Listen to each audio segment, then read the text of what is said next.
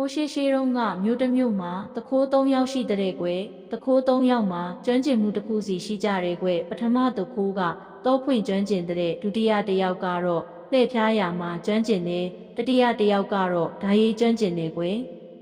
တခါမှာတော့တခိုး၃ယောက်ဟာအိမ်တအိမ်ကနေပစ္စည်းထုတ်တစ်ထုပ်ကိုခိုးယူထွက်ပြေးလာခဲ့ကြတာပေါ့သူတို့ဟာလူမိမှာစိုးရိမ်ရတာကြောင့်အထုပ်ထဲကလက်ဝတ်ရတနာတွေနဲ့အဖိုးရန်ပစ္စည်းတွေကိုမခွဲနိုင်သေးဘူးပေါ့ကွယ်ဒါကြောင့်သူတို့ဟာခိုးရပါပစ္စည်းတွေကိုခြုံထူထူတနေရာစီယူလာကြပြီးပြန်လာယူတဲ့အခါလွယ်ကူအောင်ပစ္စည်းထုတ်ကိုခြုံတွေထဲကမှစပယ်ပင်အောက်မှာမြုပ်ထားလိုက်ကြတာပေါ့ကွယ်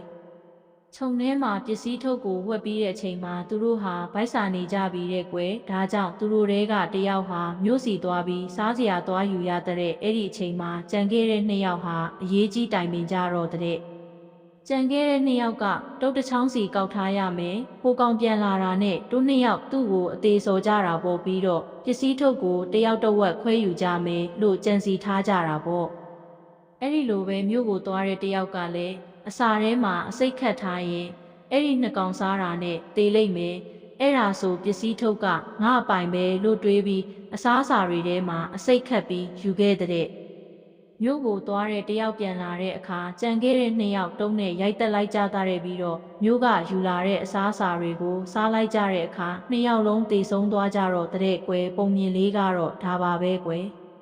ကလေးတို့ရေဒီပုံပြင်လေးရဲ့ပေးကျင်တဲ့သင်ခန်းစာကတော့တခါတရံမှာကိုတွေးထားသလိုတခြားသူတွေလည်းတွေးထားတတ်တယ်ဆိုတာရဲ့ကိုစိုက်ပျိုးထားရင်ကိုရိတ်သိမ်းရတယ်ဆိုတာပါပဲကွယ်